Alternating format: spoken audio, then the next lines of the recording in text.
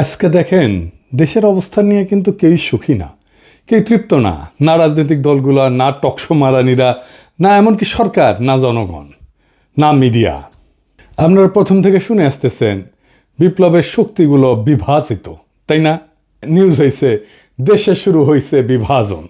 বিভাজন নিয়ে আমি একটা এপিসোড করছি যে বিভাজনের জন্য কে মূলত দায়ী। তারপরেও আরও কিছু আলাপ আছে, প্রাসঙ্গিক আলাপ, সে আলাপগুলো আজকে করব আর কি। নেত্র নিউজ দেখেন এমন একটা ভয়ঙ্কর স্টোরি করেছে যে এমনকি ইন্ডিয়ান বিজেপি করে নাই, সেটা করছে নেত্র নিউজ। লিখছে অগণতান্ত্রিক, অহংকারী, মানবাধিকার বিরোধী, ক্ষমতায় 1 বছর কাটতে না কাটতেই মোহাম্মদ ইউনূসের যত্নে গড়া ভাবমূর্তি ভেঙে দিয়ে আসল চেহারা প্রকাশ পেয়ে গেছে। সে বলতেছে ইউনূস কোনোদিনই বাংলাদেশের মানুষের মধ্যে অতটা জনপ্রিয় ছিলেন না যতটা তার তোষামতকারীরা বিশ্বকে দেখাইতে এবং চাপিয়ে দিতে চাইছে। এই সত্য স্বীকার করার মতো বিনয় তার নাই। চিন্তা করেন কি ভাষা ব্যবহার করছে। উপরন্ত আছে এক পর্বত সম অহংকার। ভাঙা সংবিধানকে পাশ কাটায় সরকার চালাইতে যায় তিনি আমলাতন্ত্র এবং বিচার ব্যবস্থা তুলে দিছেন ক্ষুদ্র স্বার্থান্বেষী গোষ্ঠীর হাতে। আইন শৃঙ্খলা বাহিনীকে দিছেন সেনাবাহিনীর নিয়ন্ত্রণে, আর রাজনৈতিক আদর্শ তুলে দিছেন ধর্মীয় কট্টর ডানপন্থীদের হাতে। এইবার বুঝে দেখেন নেত্র নিউজ কোনটি থেকে টাকা পায়, বুঝছেন? এটাও খুঁজে বের করবো। হুই এখন ইন্ডিয়া থেকে টাকা পাচ্ছে। যাই হোক, আর বেশি আগাই না, কারণ ওক নিয়ে তো আর একটা এপিসোড করিচ্ছি, তাই না? হ্যাঁ, কিন্তু এটা গুরুত্বপূর্ণ যে নেত্র নিউজ এইরকম একটা নিউজ করেছে। প্রফেসর ইউনূসের মতো পর্বত সম জনপ্রিয়তা নিয়ে ক্ষমতা নেওয়ার ঘটনা বিরল, কিন্তু কেন এই ঘটনাটা ঘটলো এটা আজকে প্রফেসর ইউনূসের নিজেরও জানা দরকার। কারণ উনি যেহেতু দেখেন আমার ভিডিও, উনি বুঝবেন আমি প্রথম থেকে ওনাকে সতর্ক করে দিয়ে গেছি, ওনাকে সাজেস্ট করছি কি করতে হবে। আমি নিজের টাইম দিয়ে ঘরের খেয়ে বনের মোস্তারায় দিতে চাইছি, ওনাদের দরকার পড়েনি।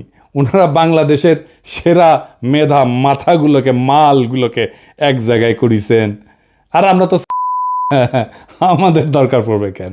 তাই আমাদের কথা শোনার দরকার নাই ওনার।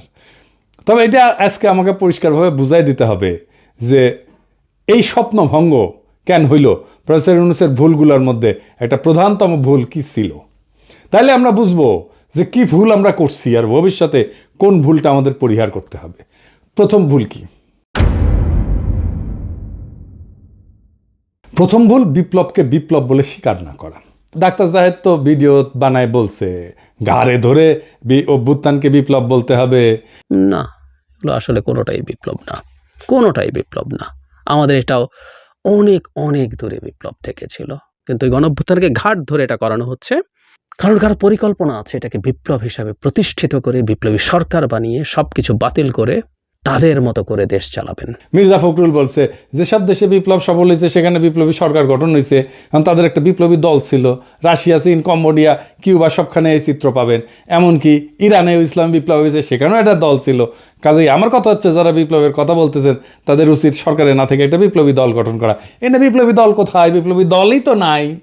মির্জা ফখরুলের মাথায় কমিউনিস্ট ট্রেনিং আছে তো 19 শতকের, আজকাল না। মানে বিপ্লব করার জন্য একটা বিপ্লবী তত্ত্ব লাগবে, একটা কার্ল মার্কস লাগবে, তার আবার দাড়ি থাকা লাগবে। দাদা সিরাজুল সেজন্য দাড়ি রেখেছিল। লেনিন লাগবি, তার আবার টাক মাথা লাগবি, একটা বলশেভিক পার্টি লাগবি। আমি আগেও বলছি, আবারও বলি, কেন 2024-এর রাজনৈতিক পরিবর্তন অভ্যুত্থান না বিপ্লব? এইটা সাহেব ডান পেশার বাম পাশে লিখবেন বিপ্লব আর অভ্যুত্থান। 1 নাম্বার, রাজনৈতিক বিজ্ঞানে বিপ্লব বলতে বোঝায় যে বৃহৎ জনগোষ্ঠীর অংশগ্রহণ। 2 নাম্বার, রাষ্ট্রের রাজনৈতিক সামাজিক কাঠামোর মৌলিক পরিবর্তনের চেষ্টা, পরিবর্তন না, কিন্তু আমি বলছি চেষ্টা। 3 নাম্বার, দীর্ঘ সময় ধরে চাপ সঞ্চয় এবং বিস্ফোরণ। 4 নাম্বার, পরিবর্তনের জন্য আভ্যন্তরীণ বৈধতা বা পপুলার লেজিটিমেসি। এবার অভ্যুত্থান কি, এইটা সে আরেক পাশে লেখেন। পাশাপাশি এবার আমরা বুঝে দেখব।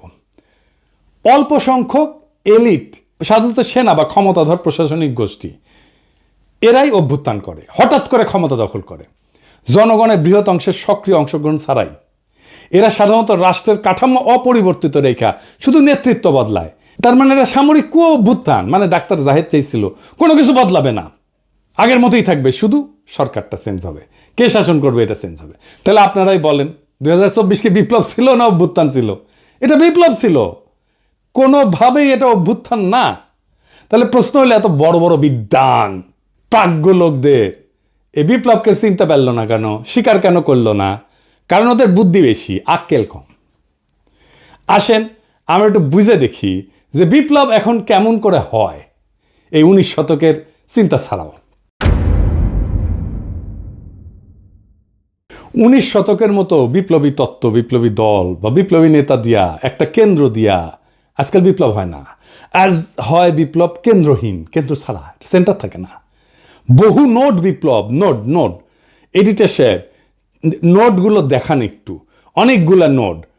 আমরা 2024-এর নোটগুলো দেখি, ধরেন একটা গোল গোল করে দেখাবেন, বিএনপি নোট, জামাত নোট, বৈষম্য বিরোধী ছাত্র আন্দোলন নোট, ছাত্র শিবির নোট, ছাত্র দল নোট, অন্যান্য রাজনৈতিক দল নোট, প্রবাসী diaspora note, YouTuber note, social media note, remittance যোদ্ধা নোট, রিক্সাওয়ালা নোট, কিশোর গ্যাং নোট, বিশ্ববিদ্যালয় ছাত্র নোট, দোকানদার নোট, ক্ষুদ্র ব্যবসায়ী নোট, শহুরে দরিদ্র লোক নোট, শ্রমিক নোট।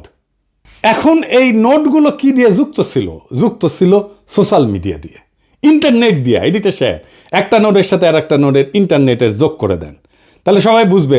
এবং সবগুলো যখন একসাথে হয় তখন এটা একটা বিশাল শক্তি হয়। কিন্তু একটা আলাদা নোট শক্তিহীন। এখানে কোনো কেন্দ্রীয় নেতৃত্ব নাই, কোনো একক সদর দপ্তর নাই, কমান্ড স্ট্রাকচার নাই। আন্দোলনের শক্তি আসে বহু ছড়ায় থাকা এরকম নোট বা কেন্দ্র থেকে। নোটগুলোর মধ্যে সীমিত বা শূন্য সমন্বয় থাকে, তবুও তারা একই লক্ষ্যে একই দিকে ধাবিত হয়। এই ধরনের বিপ্লবকে বিভিন্ন একাডেমিক ধারা বা ক্ষেত্র থেকে বিভিন্ন নামে বর্ণনা করা হয়। কি কি আসেন আমরা সেটা বুঝে দেখি। এটাকে যেমন বলা হয় ডিসেন্ট্রালাইজ রেভলিউশন বা লিডারলেস রেভলিউশন, মানে কোনো কেন্দ্রীয় কমান্ড বা স্ট্রাকচার নাই, প্রত্যেকটা গ্রুপ বা নোড নিজের মতো করে কাজ করে। 2 নম্বর এটাকে বলা হয় নেটওয়ার্ক রেভলিউশন, মানে তথ্য প্রযুক্তি বা সামাজিক মাধ্যম যুগে ব্যবহৃত শব্দ। এইটা Manuel castle owner network of outrage and hope এই বইয়ে উনি আরব বসন্তের মতো আন্দোলনকে এইভাবে বর্ণনা করছিলেন। এটাকে সোয়ার্ম মুভমেন্টও বলা হয় বা সোয়ার্ম ইন্টেলিজেন্স পলিটিক্সও বলা হয়। মানে ধরেন পিঁপড়া বা মৌমাছি যেরকম ঝাঁকবদ্ধ প্রাণী থাকে না, এদের আচরণ থেকে নেওয়া ধারণা অনেক ছোট ছোট ইউনিট একসাথে একটা বড় পরিবর্তন ঘটায় দেয়, কেন্দ্রীয় কোনো মস্তিষ্ক ছাড়াই। এটাকে আরও বলা হয় সেলফ অর্গানাইজিং রেভলিউশন। এটাকে সিস্টেম থিওরি বা কমপ্লেক্সিটি স্টাডিজে এই ধারণা ব্যবহার করা হয়। সমন্বয় ছাড়াই অনেকগুলো সত্তা নিজে থেকে একই দিকে মুভ করে। এটার আরেকটা টার্মিনোলজি আছে, পলিসেন্ট্রিক আপরাইজিং, মানে রাজনৈতিক বিজ্ঞান এবং অর্থনৈতিক প্রশাসন তত্ত্বে ব্যবহৃত একাধিক কেন্দ্র যাদের মধ্যে সমন্বয় দুর্বল বা নাই, কিন্তু প্রত্যেকে একই ধরনের পরিবর্তনের দিকে আগাচ্ছে। ইতিহাসে কি এর উদাহরণ আছে? আসেন দেখি। 1848 সালে ইউরোপে বিপ্লব হয়েছিল অনেকগুলো দেশে একসাথে, আলাদা আলাদা ইস্যুতে। প্রায় সমন্বয় ছাড়াই বিদ্রোহ শুরু হয়। ফ্রান্সে হয়, জার্মানিতে হয়, অস্ট্রিয়াতে হয়, ইটালিতে হয়। এইগুলোর আর বিস্তারিতে গেলাম না, কারণ এই বিস্তারিতে যাওয়ার আমাদের দরকারও নাই। কিন্তু এইরকম বিপ্লব হয়েছিল আর কি, সেটা জানা থাকা ভালো।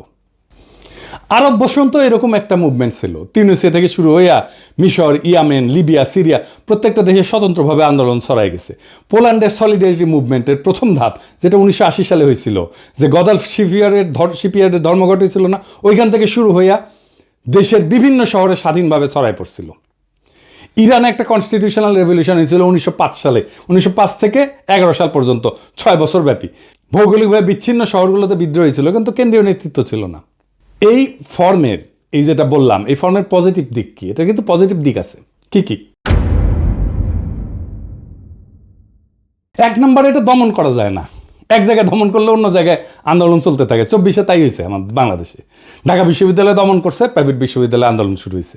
2 নম্বর, এটা বৃহৎ অংশগ্রহণ হয়। বিভিন্ন গোষ্ঠী তাদের নিজস্ব কারণে জড়ায়, ফলে ভিন্ন মত থাকলেও সম্মিলিত চাপ তৈরি হয়। 3 নম্বর, কেন্দ্রীয় নেতৃত্বকে কিনে ফেলা যায়। আমরা দেখতেছি না, এটা কিনে ফেলা যায়। টাকার কাছে বিক্রি হয়ে যায়, ভয়ের কাছে নত হয়। কোনো একক নেতা নাই যে শত্রুর কাছে আত্মসমর্পণ করবে, সেই জন্য এখানে আত্মসমর্পণ করে না। নাহিদেরা তো ডিবি অফিসে হারুনের ওইখানে গিয়ে চাপে পড়ে আন্দোলন প্রত্যাহার করছিল, তাই না? আন্দোলন থামে নাই। এবং এইটা কি, এটা সৃজনশীল হয় এবং এটার অভিযোজন ক্ষমতা থাকে। বিভিন্ন নোট বিভিন্ন কৌশল ব্যবহার করে। মানে আমরা অনলাইনে ইউটিউবে একরকম কৌশল ব্যবহার করছি, বিদেশে একরকম কৌশল ব্যবহার করছি, আমরা আমরা রেমিটেন্স যোদ্ধারা, তারা রেমিটেন্স শাটডাউন করে দিছে। দেশে যারা কাজ করছে তারা আরেক রকমভাবে কাজ করছে। এটার কিছু নেগেটিভ দিক আছে আবার। কি কি? দীর্ঘমেয়াদে ক্ষমতা দখল এবং রূপান্তরের সমস্যা। বিপ্লবের পরে কে নেতৃত্ব দেবে, কিভাবে রাষ্ট্র পরিচালিত হবে, এতে বিভ্রান্তি এবং ক্ষমতার লড়াই শুরু হয়। তাই হয়েছে না? হ্যাঁ, মানে এটা নিয়ে ধরেন এই সরকার কেন ভুল করতেছে এটা বলতে নিয়ে প্রথম দিকে বলতাম, হ্যাঁ, তো তখন আইসা বলতো যে আপনি উপদেষ্টা হইতে পারেন নাই, সেই জন্য এটা বলতেছেন, বলাই বন্ধ করে দিছিলাম সেই জন্যে। তো যাই হোক, এখন তো আর ওই চান্স নাই, এখন আর বলা শুরু করি আবার যে ভুলগুলো কি কি ছিল। এখন বলতে পারেন যে এখন বলতেছেন, তখন বলেন না কেন, এখন বলতেছেন, এখন বলে লাভ কি, তখন বললে তো কিছু উপকার করে। শোনেন ভাই, কিছু লোক আছে যারা এসে বারবার করে এই কথাটা বলতো যে আপনি উপদেষ্টা হইতে পারেননি, সেজন্য এটা বলিচ্ছেন, বলতো না? আপনারা নিজেরাই বলেন। তো তার সে কি দরকার, এই গ্যাঞ্জামের মধ্যে ঢুকে লাভ আছে? আচ্ছা, আর কি? সহজে এটা বিভক্ত হয়ে যায়, সমন্বয় না থাকলে আদর্শিক সংঘাত হয় এবং প্রতিযোগিতা বাড়ে। দেখতেছেন না, বিএনপি শিবির, ছাত্রদল ছাত্র শিবিরের আদর্শিক সংঘাত হচ্ছে না? 3 নাম্বার, বাইরের শক্তির ম্যানিপুলেশন সহজে, তারা খুব সহজেই এটাকে ম্যানিপুলেট করতে পারে। সমন্বয়হীন গ্রুপগুলো আলাদা আলাদা চুক্তিতে বিক্রি হয়ে যাইতে পারে বিদেশি শক্তির কাছে। ইন্ডিয়া নানা অ্যাঙ্গেল থেকে আমাদের মধ্যে ঢুকে যাচ্ছে না, একবার ওয়াকার, একবার বিএনপি, একবার বাম, একবার পন্দের আলো, একবার দিল্লি স্টার, একবার দেবপ্রিয়, একবার ইসকন মিলে এবার। হ্যাঁ। 4 নাম্বার, ন্যারেটিভ গঠনের দুর্বলতা। কেন্দ্রীয় বয়ান বা একক বার্তা না থাকায় আন্তর্জাতিক এবং আভ্যন্তরীণ সমর্থন এটা অগোছালো হয়ে যায়। তাই হয়েছে। আমরা চেষ্টা করছি ন্যারেটিভ তৈরিতে, কিন্তু আমরা তো সরকার না, আমরা তো সরকারের বাইরের শক্তি।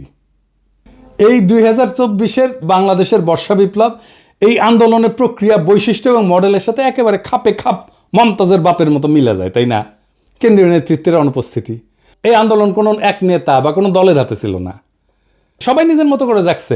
বহু নোটের সক্রিয়তায় আন্দোলনের শক্তি আসছে শহর, গ্রাম, শ্রমিক, ছাত্র, প্রবাসী সমর্থন, সোশ্যাল মিডিয়া, সব জায়গা থেকে। কিছু যোগাযোগ কারো কারোর মধ্যে ছিল, কিন্তু পুরোপুরি কমান্ড সেন্স ছিল না। আমাদের একমাত্র যোগাযোগ ছিল সোশ্যাল মিডিয়া। এই জন্যই পলক ইন্টারনেট বন্ধ করে দেয়, আমাদের নোটগুলার ইন্টার কানেকশন বন্ধ হয়ে যায় এবং আন্দোলনও কিন্তু বন্ধ হয়ে গেছিল। এই বিপ্লবের প্রতিরোধ ক্ষমতা ছিল অসাধারণ। সরকার এক জায়গায় দমন করলে অন্য জায়গায় আন্দোলন জ্বলে উঠছে। ঢাকা বিশ্ববিদ্যালয়কে দমন করছে, প্রাইভেট বিশ্ববিদ্যালয়ে ফুসে উঠেছে। নোডাল আন্দোলনের এটাই চরিত্র, কেন্দ্র ছাড়া আন্দোলনের এটাই চরিত্র। তবে ফলাফলের সীমাবদ্ধতা স্পষ্ট আমাদের, তাই না? ক্ষমতা দখলের পরে পরবর্তী রূপকল্প নির্ধারণে অস্পষ্টতা ছিল, ফলে পুরানো রাজনৈতিক শক্তি এবং বাইরের কূটনৈতিক প্রভাব দ্রুত জায়গা দখল করে ফেলছে। ঐক্যবদ্ধ বয়ান তৈরি না হয়, আন্তর্জাতিক সমর্থন এটা কমে গেছে। একাডেমিকভাবে 2024 সালের বাংলাদেশের বিপ্লবকে যদি বলতে হয়, এটা পলিসেন্ট্রিক, লিডারলেস, নেটওয়ার্ক আপরাইজিং বলা যায়। মানে বহুকেন্দ্রিক, নেতাবিহীন, সংযুক্ত একটা বিপ্লব বলা যায়, যেখানে বহু নোট সমন্বয়হীনভাবে একই লক্ষ্য অর্জনে কাজ করছে। তো এখন এই শফিকের মনে হয়েছে এই লড়াইয়ের একজন মাস্টার মাইন্ড তো লাগবেই, কারণ বিপ্লবের তো একটা নেতা লাগে, একজন কার্ল মার্কস লাগে যার দাড়ি থাকে। হ্যাঁ, মাহফুজেরও দাড়ি আছে একটু, তখন ছিল, তো বানিয়ে দিয়েছে মাস্টার মাইন্ড। প্রফেসর ইউনূস মনে করেছেন এটা ছাত্ররা করেছে। সবাই অন্ধের হাতি দেখছে, সমস্ত নোট কেউ দেখে নাই। সেই কারণেই এইটা হাসিনার দমন প্রতিরোধে অসাধারণ সাফল্য দেখালো। বিপ্লবের পরে রাজনৈতিক ক্রিস্টালাইজেশন এইটা গঠন আর করতে পারে নাই, অসম্ভব দুর্বল হয়ে পড়ছে। এখন প্রশ্ন হচ্ছে এই দুর্বলতা কিভাবে কাটানো যেত? জি না, আমি বিপ্লবী সরকারের কথা বলবো না, এটা বলাটা এখন টাইম নষ্ট। এই লড়াইয়ের যে নোটগুলো ছিল, সেই নোটগুলোর মধ্যে আবার সংযোগ তৈরি করতে হতো, তাহলেই এটা একটা নিউরাল নেটওয়ার্কের মতো কাজ করতো। আপনারা জানেন তো যে আমাদের মাথার মধ্যে বিভিন্ন ব্রেনের সেল আছে এবং এই সেলগুলো একটার সাথে একটা কানেক্ট করতে পারে, এবং সেই কারণে আমার মস্তিষ্কে প্রত্যেকটা সেল স্বয়ংসম্পূর্ণ, কিন্তু একজন আরেকজনের সাথে কানেক্ট করে, কথা বলে। সেজন্যই আমরা আমাদের এই বুদ্ধিমত্তা দাঁড়ায়। সো ওই যে নোটগুলো, এইগুলোর কানেকশনগুলো যদি আমরা স্ট্যাবলিশ করে ফেলতে পারতাম, তাহলে এটা আবার নিউরাল নেটওয়ার্কের মতো কাজ করতো। তাহলে বুঝছেন তো, এই নোটগুলো আইডেন্টিফাই করছে প্রফেসর ইউনূস, করে নাই। উনি জানেনই না কতগুলো নোট কাজ করছিল, কিভাবে করছিল। এই নোটগুলোকে নিয়ে একটা কনফারেন্স করা যেত না? ইন্টারন্যাশনাল কনফারেন্স করা যেত না? ভার্চুয়ালি সবাই যুক্ত হইতো, এমন না সবাইকে ডেকে নিয়ে যেতে হবে, তাই না? ভার্চুয়ালি সবাই যুক্ত হইতো। বিপ্লব বিজয়ের পরে অন্তর্বর্তীকালীন সরকারের কাঠামো রূপরেখা তৈরি করতে মন্ত্রিসভা, আইন প্রণয়ন, বিচার, নিরাপত্তা, সব সেক্টরের দায়িত্ব কার কাছে যাবে, এটা করার জন্য আমরা 3 দিন তো টাইম পেয়েছি, করতে পারছি ঠিক মতো পারি নাই। কেন পারি নাই, কার জন্য পারি নাই, সেটা আর কইলাম না।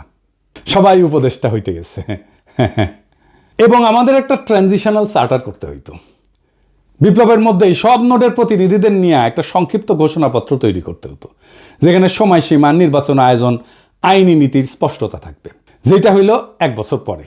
গন্ডারের চামড়াও এত মোটা না, কিন্তু এটা করলো কে? রাজনৈতিক দলগুলো। নোটগুলো নাই কিন্তু। দেখছেন, এটা দুর্বলতাটা দেখেন। মানে রাজনৈতিক দলগুলো মনে করতেছে, প্রফেসর ইউনূস মনে করতেছে ওরাই দেশের মালিক, ওরা যা করবে তাই। বিপ্লব ওরা একাই করেছে, ওদের এতই হেডম। আমরা কেউ না, আমরা সব জুলাই ঘোষণাপত্র হইল, আপনার আমার কোনো পার্টিসিপেশন আছে? নাই। কি আশ্চর্য কথা। আর কি করা যাইতে পারত? জয়েন্ট কাউন্সিল অফ নোডস, প্রত্যেকটা প্রধান নোডের প্রতিনিধিদের নিয়ে একটা অন্তর্বর্তী সমন্বয় পরিষদ, যা ক্ষমতা গ্রহণের সাথে সাথে কাজ শুরু করতে পারত। ভার্চুয়ালিও করা যেত, তাদেরকে উপদেষ্টা বানাইতে হইতো না, পয়সাও দিতে হইতো না। প্রফেসর ইউনূস জানেই না কতগুলো নোট কাজ করছে। উনি হয়েছেন 1972-এর মুজিব। কেমনে মুক্তিযুদ্ধ হয়েছে যেমন মুজিব জানতো না, তারপরে মুক্তিযুদ্ধোত্তর দেশ চালাইতে গেছে। প্রফেসর ইউনূসও একই জিনিস, কেমনে বিপ্লবটা হয়েছে এটা উনি জানেন না, বুঝেনও না, তা কিন্তু দেশ চালাইতে গেছেন। এরকম মাল্টিপল নোট থাকলে, এটা সমন্বয়হীন নোট থাকলে বিজয়ের পর নিজেদের মধ্যে দ্বন্দ্বে জড়ায় পড়ে, একটা নোটের সাথে আর একটা নোট। সেটা হয়েছে তো। এবং এটার জন্য একটা কনফ্লিক্ট ম্যানেজমেন্ট, একটা ফ্রেমওয়ার্ক লাগে। এই নোটগুলো কীভাবে কনফ্লিক্ট ম্যানেজমেন্ট করতে হবে, সরকারের তরফ থেকে এটা বিরোধ মেটানোর জন্য পদ্ধতি ঠিক করা, মধ্যস্থতাকারী ঠিক করা, নেগোসিয়েটর ঠিক করা, কিভাবে সমাধানটা হবে সেটা ঠিক করা। আর কি, একটা কমন মিনিমাম প্রোগ্রামের ভিত্তিতে নোটগুলোর ঐক্য। সব নোট যে লক্ষ্যগুলোতে একমত, যেমন ফ্যাসিস্ট সরকারের পতন, মুক্ত নির্বাচন, মানবাধিকার পুনঃপ্রতিষ্ঠা, আওয়ামী লীগের বিচার, সকল দুর্নীতির বিচার, এইগুলা ন্যূনতম অভিন্ন এজেন্ডা হিসেবে ধরে রাখা। প্রফেসর ইউনূসের সরকার কিছু করছে, এগুলো করে নাই। উপদেষ্টাদের নামে দুর্নীতির অভিযোগ উঠতেছে। প্রফেসর ইউনূসের নামে নেতৃত্ব যেমন স্টোরি ছাপে, এটার দায় প্রফেসর ইউনূসের নিজের। ওনার 1 বছরের মধ্যে টাইম হইল না এই নোটগুলোকে আইডেন্টিফাই করে আবার কানেক্ট করার। আর রাজনৈতিক দলগুলো চলে গেল পিকনিক মুডে। উনি রাজনীতির লোক না, আমি মানলাম। যারা রাজনীতির লোক তাদের সাথে তো কথা বলবেন, উনি বোঝার চেষ্টা করবেন। উনি আশায় আছেন একটা ভালো নির্বাচন দিতে পারবেন, দিতে পারলে ভালো। তবে আমি খুব ভরসা পাইতেছি না। তবে এই নির্বাচনে খেলা হবে, অপ্রত্যাশিত ফলাফল হবে, আমি আগেই বলে রাখতেছি। তাই আমি চাই ফেব্রুয়ারিতে ইলেকশনটা হোক। 2024-এর এই বর্ষা বিপ্লব আমাদের শেখায়, এদেশের জনগণ যখন জেগে ওঠে তখন ট্যাঙ্ক, গুলি, গুম কিছুই তাকে থামাইতে পারে না। আমরা দেখছি কিভাবে এক একটা নোড, এক একটা শহর, এক একটা শিক্ষা প্রতিষ্ঠান, একটা অঞ্চল, একটা প্রবাসী গ্রুপ একে অপরকে না চিনেও কোনো একক নেতা ছাড়াই এক হয়ে ইতিহাস লিখছে, ইতিহাস বদলাই দিছে। কিন্তু বিপ্লব শুধু ক্ষমতা বদল না, এটা ভবিষ্যৎ বদলের দায়ও। এই দায় এখনো পূর্ণ হয়নি। যারা ক্ষমতায়, তারা যদি এই নোটগুলোকে পুনরায় সংযুক্ত না করে সাধারণ মানুষের বিশ্বাস ফিরায় না আনে, তবে এই বিপ্লবের শক্তি আবারও তাদের বিরুদ্ধে জেগে উঠবে, আরও ভয়ঙ্করভাবে, আরও সংগঠিতভাবে। আমরা ভুলে যাব না, বিপ্লবের আসল মালিক জনগণ, কোনো মাস্টার মাইন্ড না, কোনো ব্যক্তি না, কোনো দল না। আমরা হার মানব না, কারণ আমাদের হাতে এখনো আছে সেই ঐক্যের চাবি, যা একবার এই দেশকে ফ্যাসিবাদ থেকে মুক্ত করছে। ফেব্রুয়ারির নির্বাচন হোক আমাদের দ্বিতীয় ধাপ, যেখানে ভোট হবে শুধু ভোট না, হবে বিপ্লবের ধারাবাহিকতা, যেখানে ব্যালট বাক্স হবে জনগণের নতুন অস্ত্র, যেখানে জয় হবে শুধু এক দলের নয়, বাংলাদেশের। ইতিহাসের গতি থামানো যায় না। যারা থামাতে চাইছে তারা হারায় গেছে, আর যারা শিখছে তারা সংগঠিত হয়েছে, তাদের হাতেই থাকে বিজয়। বিপ্লব চলমান, এই বার্তা জানুক শত্রু, এই বার্তা জানুক মিত্র। ইনকিলাব জিন্দাবাদ।